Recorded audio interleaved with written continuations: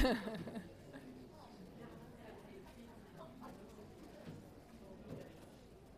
some chairs at both of these tables.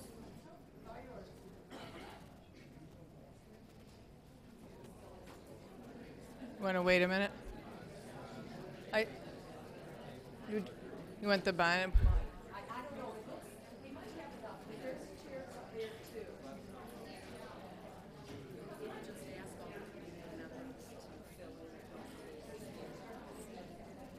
Yep.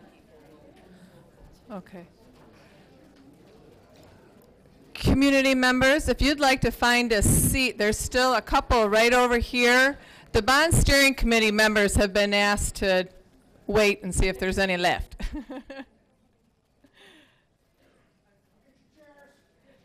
There, yep, here comes the chair guy.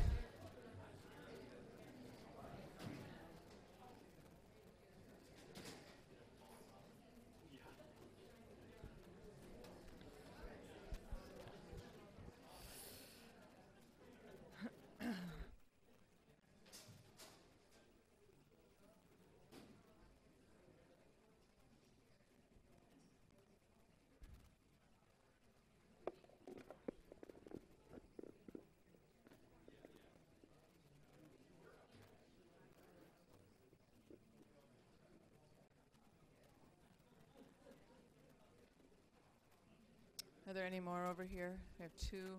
Yeah, there's still three upstairs. I think we're okay. There's 3 more chairs here, so.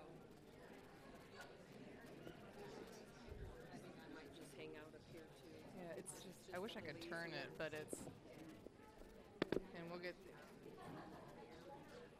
yeah, I appreciate that because I can't.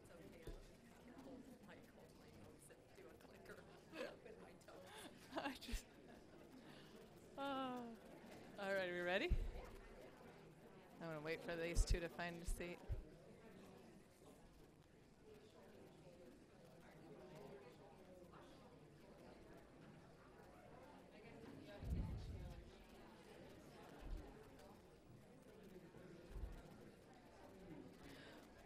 Okay, we're going to go ahead and get started. I want to say good evening. Thank you. Thank you for being here tonight. My name is Suzanne Cybula, and I am the superintendent of East China School District. I am also a graduate of St. Clair High School, and I am the former principal of Marine City High School. My parents and grandparents graduated from Marine City High School. My dad played football. My mom was a cheerleader. And my Grandma Hill is in the Marine City Athletic Hall of Fame for track. I am also the proud mom of Leah, who is a 3rd grader at Pine River Elementary. So I truly do understand the emotion and the nostalgia that goes along with discussions about our school district. This journey that East China School District is on began back in 2013 when the district identified that their operating budget was not going to be able to support all of the needs of their aging buildings. So at that time, they looked at each building and assessed the most critical needs. It was determined that a bond of about $48 million would be needed to fix all of those current needs. This dollar amount was not for new programming, new technology, or to capture efficiencies. It was for the critical needs of each of the buildings. The bond was put on the ballot in 2016, but it did not pass. The district decided at this point that they needed to better understand what the communities wanted in their school district and what the scope of the needs were, understanding the district's significant 17-year declining enrollment, the age of the school buildings, and the opportunities that they wanted for their students. To do this, the district began the strategic planning process with a consultant from the Michigan Association of School Boards. There were 4 separate strategic planning committees made of community members and school employees that met a total of 25 times last school year. These strategic planning committees determined that the next step would be to relook at the entire scope of a possible bond because the identified critical needs had not gone away and more were occurring. We needed a sustainable model for operating. So a bond steering committee was formed this past August. This committee was again made up of community members from St. Clair and Marine City, as well as district employees. The bond steering committee has met 4 times and looked at all of the available data on declining enrollment, the age and condition of our school buildings, and the age and condition of our technology, and decided that status quo is not an option and that we needed to share this information and hear the voices of more of our community members, which brings us here to this evening. And if we were to truly look to when this journey really started, we'd need to look back to the early 1970s. Okay, who in this room was not around in the early 1970s? Raise your hand. Oh man, oh man. This is when Marine City Schools and St. Clair Schools became East China School District. That was done to capture the tax revenue from the Edison at that time, but over the years, this has also created efficiencies and greater opportunities for our students. We have one central office that is cost effective. We have a beautiful stadium and performing arts center that we would not be able to afford if we had to duplicate it at each high school.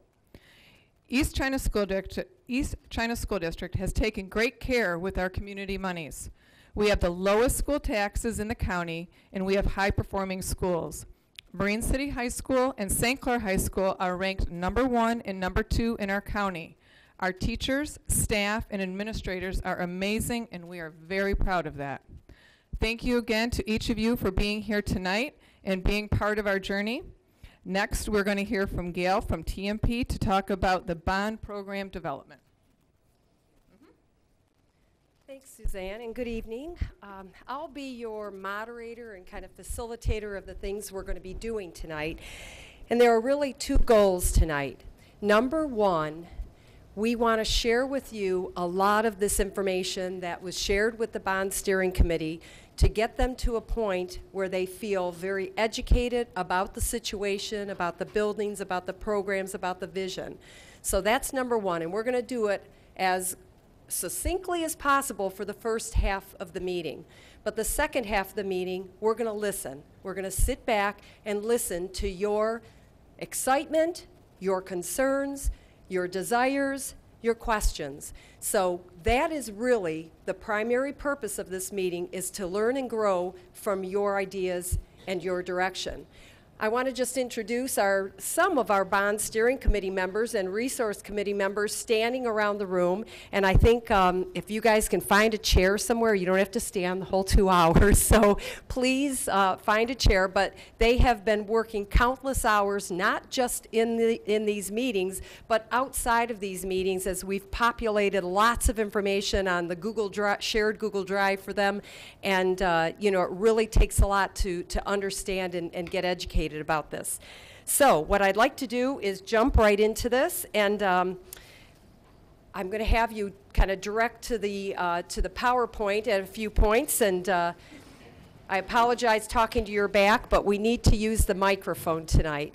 The committee, as Suzanne mentioned, was with broad participation from all over the community. We do have internal staff members who obviously know the day in and day out activities that are going on in the schools, but we have community members who knows what are going on in the community. You know, they have the feelings and the sentiments of the community brought to each of the meetings. So it's a broad-based community group. Here are some of the names and kind of the positions or connection of these individuals. And many of them, as I said, are here tonight, so they will be participating with each of the tables later. When this process started out, the committee was charged with this. We wanted them to act as a good steward of the community's resources in reviewing and analyzing and providing input into a plan for upgrading and creating operational efficiencies for East China School District's educational facilities to support a culture of academic excellence, opportunities, and success for all students. The key in this really is their mindset is about the students of this district and the vitality of this community. That was their primary charge. As Suzanne mentioned, they've been meeting a lot, and there are still meetings to go. This is not the end of their process. This is about the middle of their process. It'll culminate in a meeting with the Board of Education where they present a recommendation, and that will happen in November. When the committee first came together, the district obviously knew a lot about the current situation and the fact that status quo was not an option for the district. These were some of the questions that we posed to the bond steering committee and asked them to keep in the back of their minds. Do the current environments really support the vision? Schools today are very different than what they were in the 50s, 60s, and 70s. And your buildings were built back then, so they supported a different vision. So first and foremost, we had to dive into that. Do they support the vision? Second, we knew that enrollments had been declining for a couple decades. You know, we weren't the school district that we were 20 years ago. And how could we, I use the term right size, how could we right size the district to respond to current enrollment and projected enrollment? And you'll learn about that in a few minutes. There are lots of options to consider when doing that. Could be new construction, renovation, repurposing, could be a combination of all of the above. Obviously, understanding the costs associated with those upgrades, understanding the bond debt and the financial picture of the community was important, and then understanding what the community will support moving forward. And this is where your feedback is so important tonight. This is just one of the pictures of the group working together. The first steps in the process, there were many, but they all lumped under the term discovery. You're going to hear for the first half of this meeting all of the things that they discovered during those first 2-3 meetings. Everything from the vision to what modern learning looks like, everything from infrastructure problems to program initiatives. Part of discovery are your views. Exploration began after all of the discovery information was unveiled, and we started to explore options for restructuring, options for correcting deficiencies, and that is the phase that we are currently in, because we propose, we refine, or listen and refine, propose, listen, refine, and we're still in that cycle of listening and refining. And in the end, it is the recommendation to the board, and the board will have the ultimate decision on what they would move forward with and a potential bond program. These are the components of the discovery phase. And with that, I want to ask Suzanne back up to the podium so that she can start into the district vision and goals.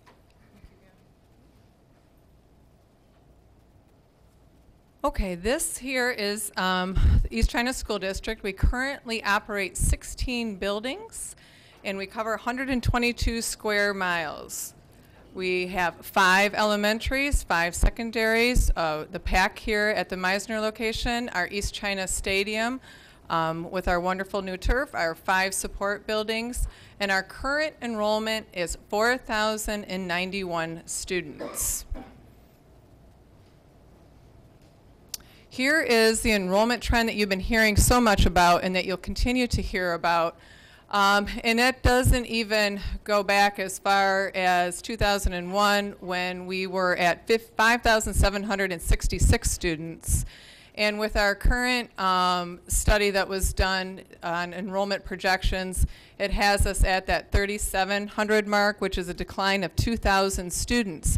And as you can see by the trend line there, it's happened in little bits and pieces over the years. It wasn't a big drastic drop that, you know, immediate corrections had to be made. This happened over years, so little small adjustments were made year to year. And now we're at the point where with 2,000 less students, we're operating a completely different type of school district. And the most important piece to that is our funding is determined by the number of students we have. So we have something called a foundation allowance. So the number of students we have multiplied by our foundation allowance is the money that we have to run the school district. So currently, right now, we graduate about 100 more students than we have coming in. So that's, you know, our foundation allowance times 100 is the monies that we are different short each year. So I often wonder is if that enrollment trend was a steeper dive, if corrections might look different than the little ones that we've made over the years. But it is a significant change over the last 17 years. Our debt millage rate, I mentioned this in my opening, we are the lowest in the county. We take great care in our community's money, and we feel like we're good stewards of that. In the state of our technology, Craig Headley is here tonight, and he's been part of this process. He gave a presentation to the school board on March 26th about the state of technology in the district. And it's on the website, it's on the March 26th board meeting if you ever would like to watch it. But if it wasn't for Craig, we would spend many days crippled with the state of technology. He takes the time, he has the patience, he searches eBay, he does everything he can do to make sure that we're up and running every day, and it's not an easy task. Most of our technology is out of date or at the end of its life, and parts aren't made for it anymore. So those technology needs every single day grow bigger. As you can imagine, excuse me, it's become more a part of teaching and delivering instruction, and it's getting harder with our technology. Thank you. I'd like Jerry. Jerry McClellan is from Awe Construction, part of our team who has been putting costing together for all of the infrastructure assessment items as well as the concepts that we are looking at. Jerry? Thanks, Gail. As Gail mentioned, I'm Jerry McClellan. I'm the chief estimator with the George Auca Company. We're a construction manager. We specialize in K-12 construction. Our company's been around since 1908, building schools. I myself actually live up in Port Huron, so I'm a local member, community member. Was here just last night at the stadium watching my son march on the new turf. So with that, I get to report on, this is kind of what we did with our summer vacation. We were brought in August along with TMP. They were a little bit ahead of us. Their engineers and architects walked the facilities, and as you know, your facilities are, they're a little long in the tooth. They're 51 years of age is their average age. You've got one, up there in age and 96 years old and 84. So you've got some older schools, not uncommon to our area. The conditions that were encountered, these are some of what the team discovered. Now, I want to state this is not uncommon for schools in Michigan. We know concrete cracks. We know these things happen. And when you're a building owner, you got to maintain. And some of the things that we saw, these are just common things with schools in Michigan. So the upshot of it is what we define as infrastructure upgrades, about $100 million in kind of deferred maintenance or items that need to be addressed over the next probably 10 years. That was broken down into some other categories, but the upshot of it is there's an investment that needs to be made. There's roughly 850,000 square feet of building that the district owns, and with that comes roofs and all the things that have to be maintained. So with that, I guess, Danielle? I want to take you through just a short kind of pictorial view of what is going on in school districts around you. Danielle is one of TMP's educational interior planners and designers, and these things are not happening 1,000 miles away. They're literally your next door neighbors. And it's a different environment. So enjoy some of these images and keep them in your mind when we start talking about the assessment of your programs when we toured and walked your buildings and talked to staff. Thank you, Gail. As you just heard from Jerry, the average age of the buildings is about 51 years old in our district. And schools did look a lot different at that time for specific purposes. The assessment that Jerry talked about was really kind of a bricks and mortar type of assessment, but we feel it is so imperative to have a programmatic, how are we using the buildings, how are they functioning to support our vision. So the image you see on the left kind of represents what we call the factory model, kind of how those buildings out of the 1900s were designed for, desks and rows. I think all of us here probably experienced this in our education. The picture on the right is really kind of depicting modern learning. Modern learning, our students, they need to have skills like collaboration, creativity, critical thinking, communication. And that's because work looks different today. The world that they're headed for in the future is very different. Okay, so to capture the essence of a modern learning environment, yeah, that's a really pretty image. The colors look great, but really it's about the activities that are happening there. All of those little white labels that you see, those are kind of different strategies for teaching and learning. That might surprise you, that there are many more than that too. Those are strategies that your instructors, your teachers are engaging with your students on a daily basis. And what this environment does is allow a lot of those things to happen at one time and supports it. These modern learning environments kind of have these characteristics of flexibility, agility, space, movement, digital and analog, which is kind of, we still need to write things out, work them out with pen and paper, and natural light. The image you're looking at there is 5th and 6th grade students engaging in some robotics activities. What's the driving factor behind all of this? Well, it's technology, right? Our kids today, I have a 7-year-old, and he's a digital native. He knows nothing different. And that exponential growth in technology is really driving the changes in our economy and our educational experience. So we're just going to go through a series of pictures that kind of depict some of these environments. As Gail mentioned, these are classrooms in St. Clair County. In the state of Michigan. These are some new construction, some renovation. Sometimes it's just furniture that's coming in to help support those modern learning strategies and activities. Media centers are kind of changing and evolving, where books aren't really the highlight. It's more about that exchange of knowledge and sharing of knowledge. And books support that. They're still accessible, but not the main feature.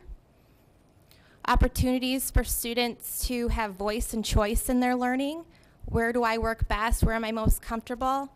It's a fun activity leaving this meeting to go home and watch your own kids. Where do they do their homework when they're at home? Where are they most comfortable? How do they work best? That's a fun activity. Our district, through the strategic planning effort, has been identifying some intervention opportunities, professional development opportunities, and there are specific spaces that support those. Again, the STEM, STEAM, STREAM theme is something you might have heard about. It's really about a cross-disciplinary approach of bringing together math, reading, technology, and solving real-world problems. Art spaces. Arts can be very specific. The picture on the left is a jewelry making studio. Dining cafeterias can be very large amounts of real estate in a building and take a lot of resources to light those, and why can't we take and capture other maybe multi-purpose spaces or circulation spaces to have that activity. So early childhood image on the left of supporting those youngest of learners with the right size furnishings. Security is a huge topic that we're all well aware of and thinking about. I know our district has made some investments recently in the security and the entrance into our buildings, but did we go far enough? Is there more that we can do while still maintaining a welcoming image for our community members, parents, kids? Again, the professional learning communities, I think the kids were released early today, right? I'm somebody that had to make arrangements for that as well. And we're putting in a lot of good effort to support professional collaboration. But now is it time to give those teachers the tools, the technology, and the equipment they need to do the good work that's ahead. That was kind of developing an idea of what else is out there, what's happening, and then what we wanted to do is take those ideas and help develop the vision for East China schools. So all of those images that you looked at, you know, maybe they're not all right for us. Maybe not components and parts and pieces of those are exactly the answer for East China, but we wanted to be proactive in talking to principals, talking to some users, visiting the buildings. We came up with these assessments where we outlined kind of the ideal elements of a programmatic curriculum experience of students in our district, and then we compared those to the existing facilities. And you start to identify where there are maybe barriers to achieving that vision for our district. Yeah, go ahead. One thing I just want to Go back. mention, I know you can't read. Yeah, yeah. But one thing that you can read are the colors on them. And Right. Red were deficient. Red. Red is kind of not existent or not there or needs a good amount of work. Yellow is also kind of needs improvement, and then green is it's there. Yeah, it's good. And we look at those in a multifaceted approach. You know, we're talking to principals, we're walking the buildings, we're getting feedback from users. We are doing a very technical analysis of something called an ed spec, you know, that we're applying to the buildings. And we're also using our professional experience to say, well, how easy is it to make that right? Because that can kind of play into the equation. So we're rolling all of those things into one. Across the elementary schools, those red horizontal lines that go across, you start to see where universally in our district across the buildings there are some pitfalls. Not pitfalls, but opportunities for improvement. Middle schools, maybe compare one school to the next, has more opportunities than the other. And then again, the high school buildings too. We then, stepping into this idea of coming up with concepts, you know, how are we going to solve the problem? How are we going to make things better? We want to take that conditions assessment and kind of the index and the grade that came out of the conditions assessment and also compare it to the function assessment too. So we want to take both those perspectives into account, and this is kind of a, I want to say, data-driven or systematic way of helping us define what buildings rise to the top and which maybe fall to the bottom. Thank you. Thanks, Danielle. What? Oh, Suzanne said to mention that I'm a community member. I'm a parent locally, and I just want to thank all of you for coming tonight. It matters and it's important, so I thank you. Sometimes I have to remind Danielle when she comes to my office and she's in tears about something, or she comes in all red about something because she's so excited about something we uncovered. But she is, a very passionate part of this team. It's contagious in our office. Okay, so when we're looking at your schools, you know, we bring 60 years of experience. I should have probably told you a little bit about our firm. TMP focuses totally on school design and planning. So when we come to this, we are listening to you, but we're bringing thousands and thousands of project experience to this. So we have a lot of benchmarking experience, and I want to ask John Castellano to come up. John is the chairman of our office, and he has been designing and planning buildings since he was 2 years old, because he has 40-some years of experience. And I laughed the first meeting when we walked in this room because there's a plaque on the wall for a school building that he did here when he was like a little intern. So anyway, John's going to talk about some benchmarking data. Hi, everyone. Glad to be here tonight. As Gail mentioned, some benchmarking. Take a look at the slide. We looked at some 5-year projections of your district. You can see current enrollment on the left-hand side on the top slide at the elementary, middle, and high school, number of buildings that included, and the average number of students per building. Riverview was not used in the calculation, and at the time there were 71 students. I think there's 105 or 110 there at right now, but this was a snapshot in time when we went back. There's some national criteria to think about robust programming. You know, you have to have a certain size of building to be able to allow the right kind of programming and the right kind of ingredients, right kind of curriculum to be taught.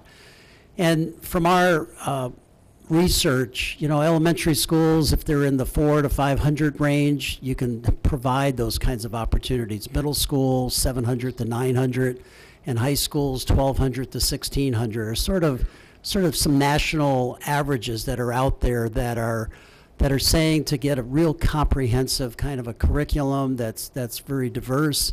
It takes a certain inertia within the buildings. We also looked at enrollment. Suzanne mentioned about the current enrollment, and this was as of October 2017, a year ago. That's going to be updated very shortly with your new October enrollment figures, but we needed to, again, use a baseline number to illustrate where we're at. And that equated to 315 students per grade level. And if we start looking at some projections in 2022-23, 37-23, which projects out to 286 students per grade level, and 27-28, 275 students per grade level at 35-75, if you start looking at that graph that Suzanne had shared with you. So enrollment is going down, obviously. I think there's no doubt about that. We also looked at some similar size districts and just tried to get a feel for, you know, how many buildings does a district really need to operate efficiently? And you can see East China at the top up there with 10 buildings. I mean, there are more buildings that Suzanne mentioned, but as far as instructional facilities, there's 10. And you can read the list, but you're one of the highest, obviously, of like-sized districts as far as number of buildings. And obviously, to right-size a district, buildings are part of the right sizing to be able to provide the kind of opportunities that the kids really need and deserve. With the steering group, we looked at lots of different organizational models to explore what could be a new structure for the district. This diagram just shows what your existing structure is with all of the buildings, and it equates to about a 64% utilization rate for your current. And the goal is really to increase this to 80%. When you do a bond issue and you go to the state of Michigan for approval of your funding methodology, the state is really looking to make sure that the district is operating their buildings as efficiently as they possibly can. And the goal is to get it up to around 80%. The 64% just really means that there's a lot of excess space in your district because of enrollment being back at the 5,000 level. But as we project forward, we're only going to, you only need space for about 3,700, 3,800 students from that standpoint. And hopefully that'll grow again as you build up. But right now, that's an issue. So one of the, after going through many different structure options, the steering group looked at this one as being the one that was favored with a consolidated East China High School, built here on the Meisner site, close to the stadium and the Performing Arts Center, a new East China Middle School for the entire district, also on the Meisner site, and then 4 elementary school projects, elementary number 1, number 2, number 3, and an early childhood center. As one that would be centrally located, that would serve the needs of the entire district. And that was something that the steering group really looked at very passionately, is to be able to bring the young learners into the district and give them the right kind of space to allow them to really flourish And then as they go through the system, they're automatically stay here with your district because of the great programs and opportunities that are here. So this was a model that we were looking at. And how does that transform into your particular buildings that we now have? We wanted to take into account the facilities assessment, the program assessment, operational expenses, the top rank structures, the guiding principles. Gail will go over some guiding principles later, or I'm going to do it right now. You know, the top focus, we want to structure the district for the future enrollment. We want to transform the classrooms, meet today's technology needs, focus on early childhood, provide STEAM labs at the middle school and high school, encourage and support after-hours usage. That was a big deal, making sure that facilities here, particular at the Meisner site, were available for the community to be able to use and for after hours and actually during hours as well.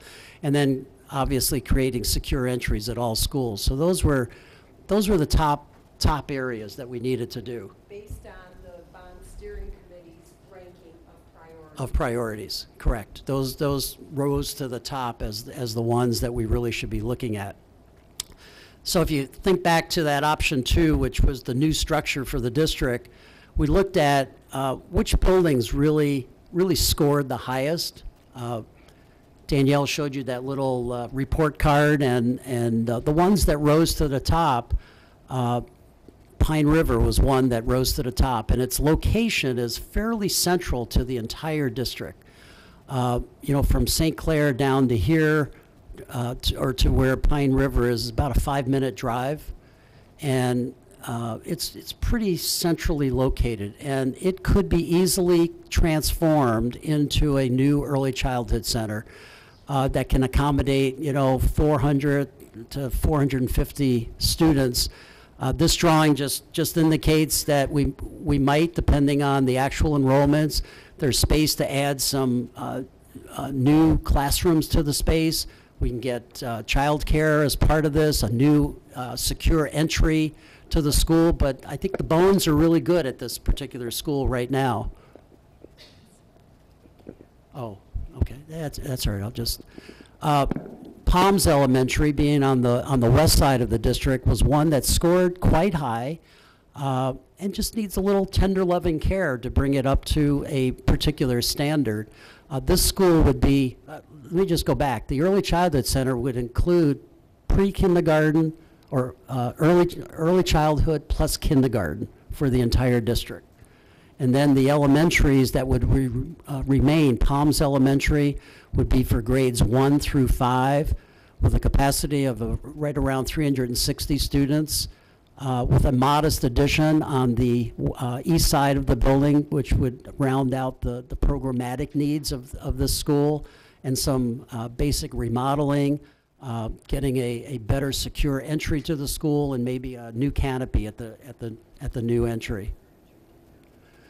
Yeah, one of the things, thanks Gail for reminding me, the big box that's there that I missed. The scope of work, and Jerry will go through some numbers in a while, also includes all new furniture, similar to the kind of furniture that Danielle showed you in those slides, new technology throughout the entire district, and necessary site upgrades to handle the broken concrete, but also to get the better flow of traffic into the sites, to be able to get good segregation of bus, auto, and pedestrian traffic for all of the buildings. The other building is Bell River, which scored quite high. It's sort of the sister school to Pine River, and obviously it's already an elementary school right now, but again, with some modest remodeling, a better secure entry to the school, which is easily monitored, and being able to welcome visitors, but do it in a very, very positive way without having people penetrate into the heart of the school. This one would also be for grades 1 through 5 with a capacity of about 480 students. We were looking at all of these. We said, okay, let's just assume that our enrollments will be 275 students per grade level. So we were using that as a guideline as we went forward with looking at the drawings. The other building that scored very high was the St. Clair Middle School. It's a 2-story building, easily convertible to a 1-5 school. Doesn't really require any additions. There's enough space within the building. There's some remodeling that we need to do. We need to take out some of the elements that have identified it as a middle school and create a more conducive environment for grades 1 through 5. So St. Clair Elementary, well, this would be St. Clair Elementary. So this handles the north side of the district. Bell River handles more of the south side of the district. Palms handles more of the west side of the district. And then Pine River, converted to an early childhood center, would be more centralized from that standpoint. The last piece of the puzzle here is Meisner, this site that we're in right now. This is Meisner Road right here, and King Street is right here. And Jerry tells me that both of those streets were lined with cars, or only Meisner. Okay, for the band that was happening at the stadium site. Was that last night, Jerry? Last night. This diagram just shows district-owned property. We're in this building right now, right here. So the district owns this piece, owns this 37 acres over on this side, and also owns this 43.31 acres on the west side, right adjacent to King Road. The Performing Arts Center is located right here, and the stadium is located south of that area. So we went through, I don't know, 7 or 8 different options, I believe, that trying to look at how can we create a campus environment on this site that would include high school, would include middle school, and still give them individual identities. That was a big deal looking at or working with the steering committee, and that was one of the sort of subsets of the guiding principles that we were looking at, and provide the right kind of opportunities, and also have some kind of a soft connection back to the Performing Arts Center, and making that part of the amenity that the kids can use, but also have it there available, obviously, for the community. And then how does that all work with athletic fields, practice fields, and the existing stadium that is currently right to the south of the Performing Arts Center. So Concept G was sort of the last one that we looked at, and we went through a whole series of these, and we got a lot of good feedback. We had table talk with the steering groups, and let me just explain this one. And all of these drawings, when we have a break, you can see them right here live, so that you can walk up and actually see them and actually read some of the comments that are listed. Sorry. The King Road, again, is on the left-hand side. Meisner Road is over here. This blue square, that's the Performing Arts Center. Here's the stadium. The idea here is that this potentially could be middle school, which would be a 2-story academic structure, totally independent. This is middle school or high school. And these are all joint use facilities, a gymnasium arena, field house area here, an auxiliary gym, a new aquatic center, kitchen, Riverview could be located right here with a good accessibility from the outside.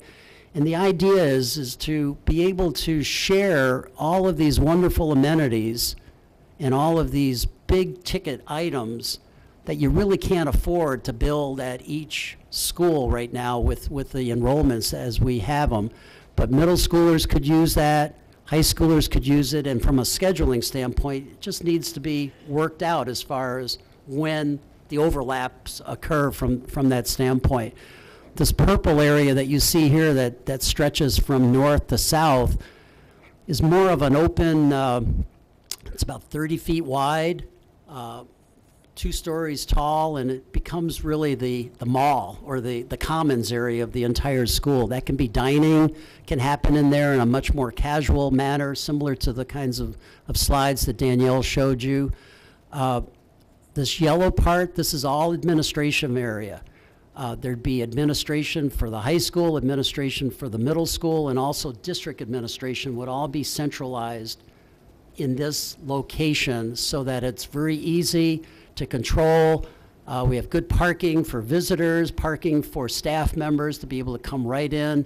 Middle schoolers can go off to the left-hand side. High schoolers can go off to the right-hand side, and they're really existing very independently from what they have now.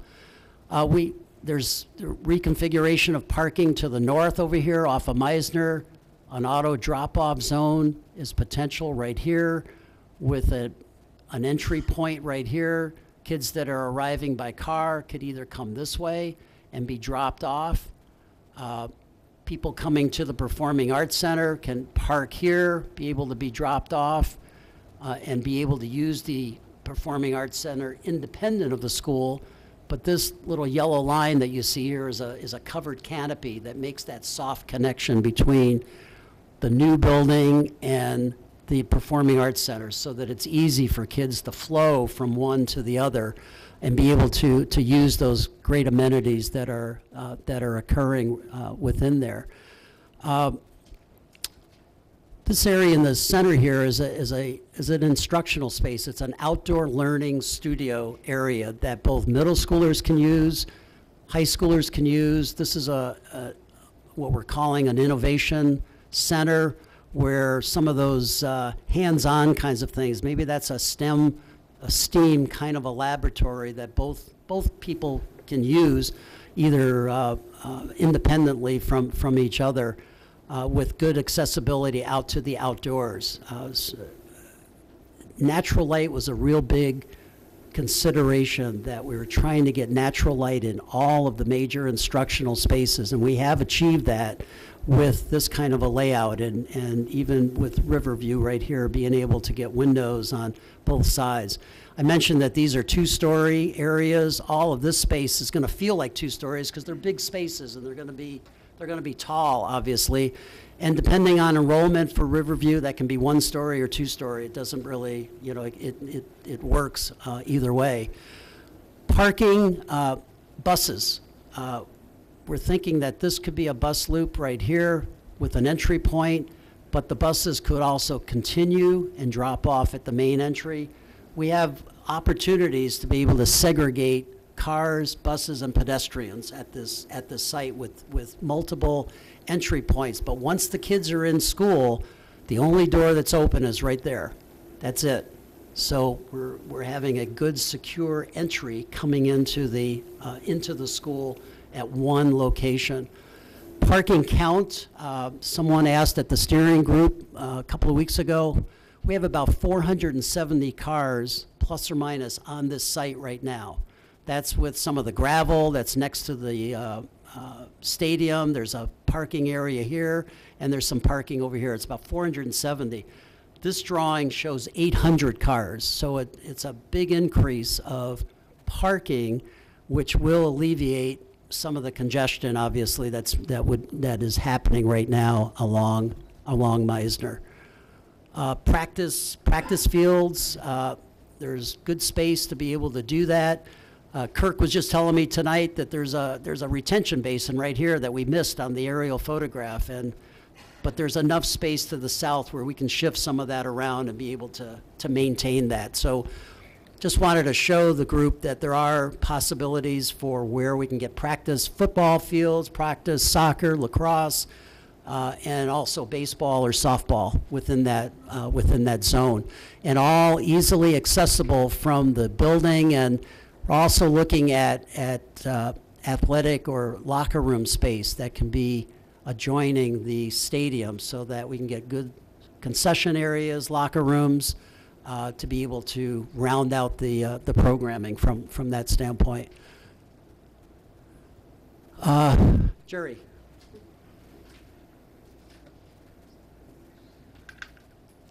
Still your thunder. No, that's all right. You'll notice this trend.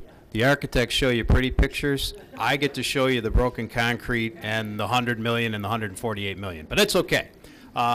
So John has these plans, and I was charged with looking at them. I just want to state that none of these designs are complete, set in stone. There's a lot of discussion, a lot more work that goes into this. But everyone has the question, what does it cost? So we have parameters that we have to stick to that the state of Michigan will only allow for schools. There's a set amount that we can spend on schools, new schools. The renovation piece, that's going to be more of what's required. But we've got the high school, and this includes all the construction for the new building, all the site work, anything that would have to happen out in the right of way. We know the county, and they're going to make us do some things out there. There may be a traffic signal, but we want to make sure that the traffic is safe out on the street. So we've got that all in the number. So the high school, as you see it, is about 81 million. The middle school, we split the two. They're one building, but we split the two, is about 38 million. And again, as the slide said before, this includes furniture, technology, everything for the complete school. St. Clair Elementary, which is the middle school renovated, that's 9.5 million. Now that has some elements in it for what John had mentioned. It's a middle school now.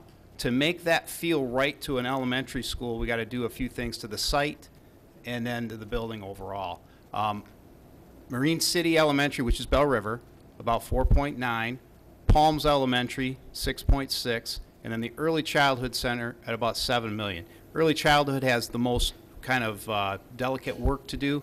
All of these numbers are to bring up the HVAC systems up to where they're comfortable. Now there's not a lot of control in a lot of the areas. So that's what comes up to the 148, 178. Yeah. Thank you. Okay, so I know that was a lot to digest in 50 minutes or so. Let's take a break. Take a look at some drawings. When you come back, I'd like to have 6 people at each table if we can do that.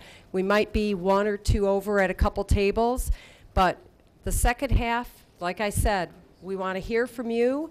So we want to make sure that our moderators and our scribers have, you know, a group of 5 or 6, 7 at the most, that they can really march around the table and get your answers and ideas down. So take a break right now and then come back, and you'll have a moderator and scriber at your table.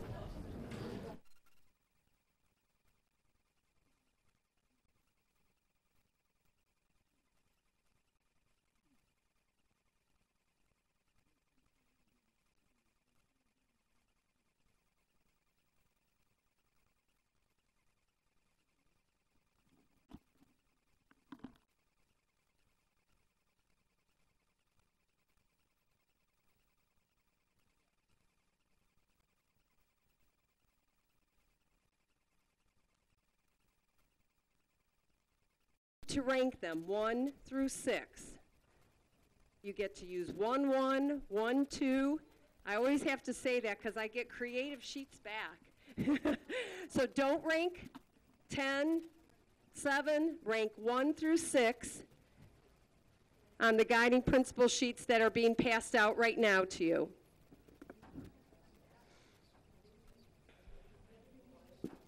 And remember, these guiding principles are the things that you feel have the most importance in a bond program moving forward for the district. After what you have learned in the first half of this session, use that knowledge to rank the top 6, I call them guiding principles. They could be tenets, goals, objectives.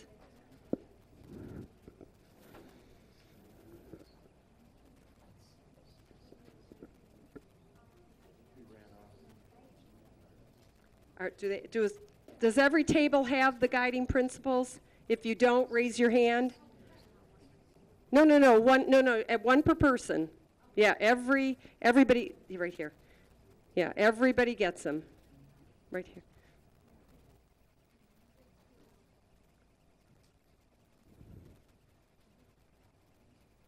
Okay.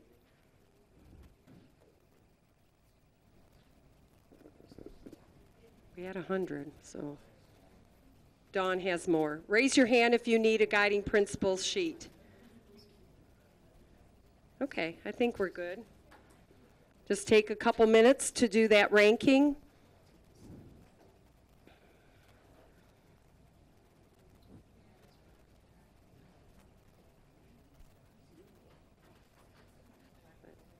No, there's enough.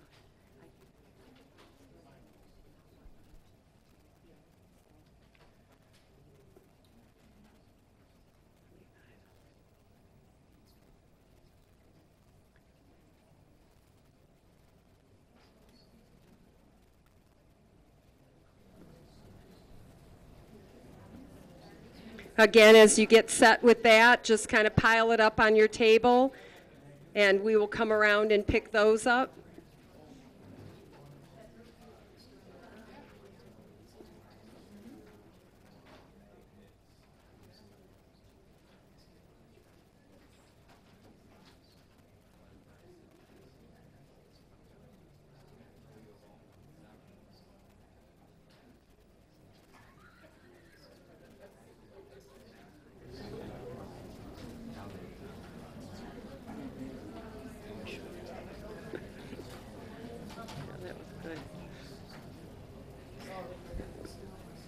Kind of wave at me if you need more time.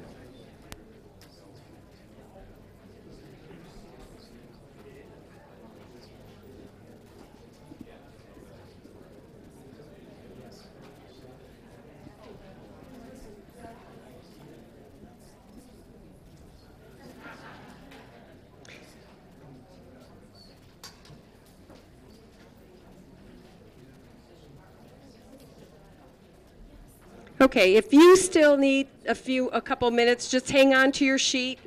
I don't need to rush you through it. You'll have a minute to finish. But I would like to start the table talk part because it's really important to get your feedback on a number of topics. Where's my...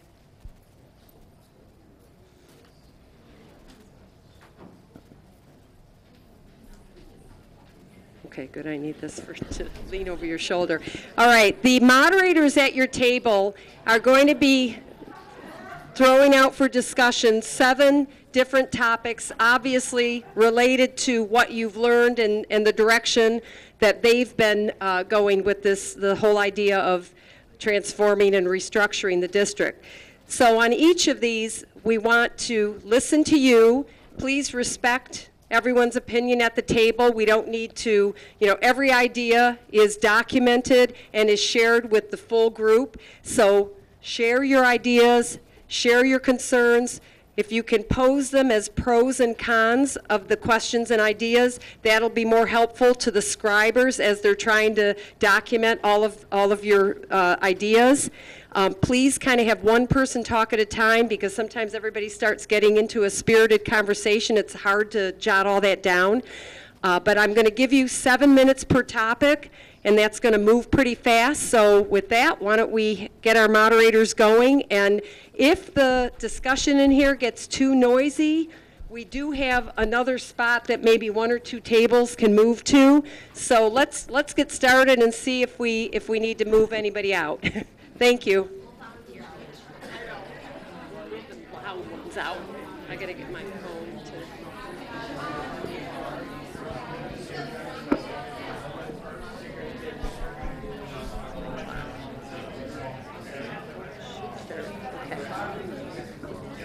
Okay. Yeah. If any table wants to move, go right ahead.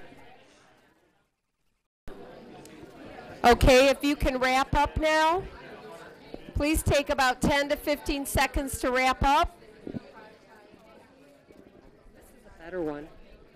Yeah, it's better. This one I feel like you got to scream into or something.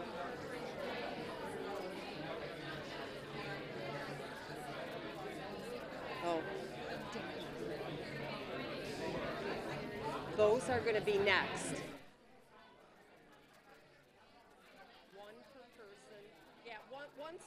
Once I get done, let me tell them first what it is. Yeah.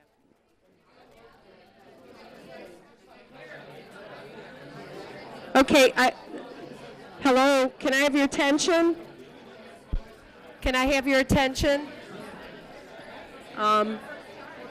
Brett. Okay, I need your attention. Hello, hello, hello, hello. I love it. I'm glad everybody's talking.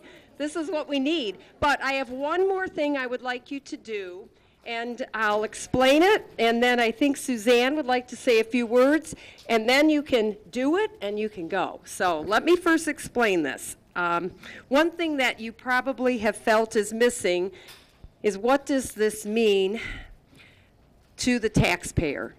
You saw that we envisioned 148 million, and you're like, what does this mean? You know, to me, what does it mean to my neighbors? So reflect back on this, where our debt millage is in comparison to the surrounding districts. Looking at the full bond program scope, and don't get confused by that 145. You know, 145 bond actually gets interest on it, so the total amount brings in, 148. So that covers the vision that we unveiled. That is estimated to be about a 1.7 mil increase.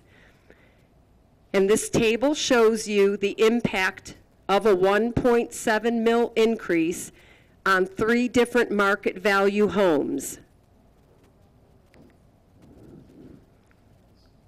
I'm going to be handing something out, so don't get concerned about memorizing that. Danielle and Dawn have some cards. I want you to think about yourself as a community member and share with me where your comfort level is in terms of a millage increase. When you look at the little card that we're passing out, Dawn, can I have one of those? Okay. It has a thermometer. The district right now, and I'm not the financial person, so I'm going to do this in a very simple manner, but you are able to bond for 80 million without an increase to your taxes. Okay, so the bottom of the thermometer is the 80 million, because it would not change your millage rate. It would be a 0 increase to the current millage rate. It just extends it out. So that's why we're starting at 80 million. On the back side, you can see that a 1 mil increase is 110 million in terms of bond program dollars. I don't know what the picture is for 110 million yet. We're trying to understand the financial tolerance of the community. Based on what you've learned and the concepts and ideas presented, we know that the 150 top mark covers the 148, and that's the 1.7 million. For a $100,000 home, it means $85 annually. And you see the other market values. For a 1 mil, it means $50 annually for a $100,000 market value home. So based on your situation and what you feel is the financial tolerance in the community, please kind of put a mark, draw, color up to the point that you feel comfortable, and place it down in front of you. Yes?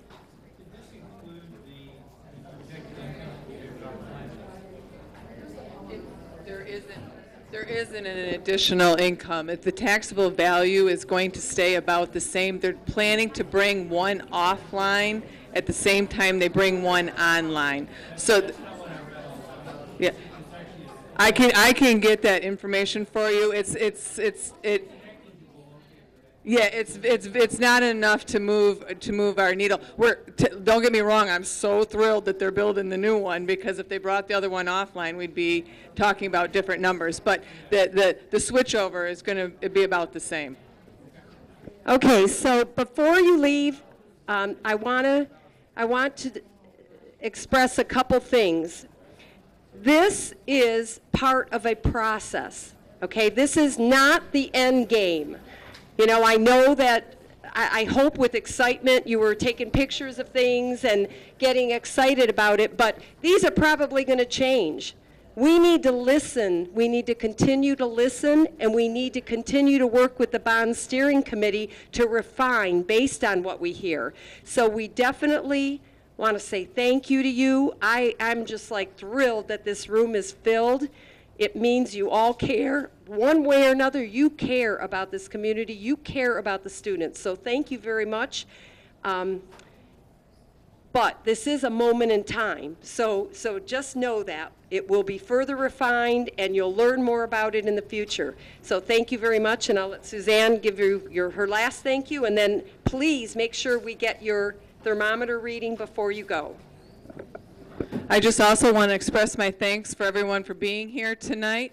And I know there was a lot of information that you were given this evening if you haven't seen it before. And if you have any questions at any time and you want to discuss things further, or something pops into your head later on and you want to talk about it, please feel free to call me anytime or stop by the office if you happen to be in the Meisner area. I'll be happy to talk about this. I enjoy talking about it. People won't stand next to me at baseball games anymore because this is all I want to talk about. So please feel free if you have any questions about anything that we didn't cover tonight or that maybe you think of later, please call my office at any time. Thank you very much.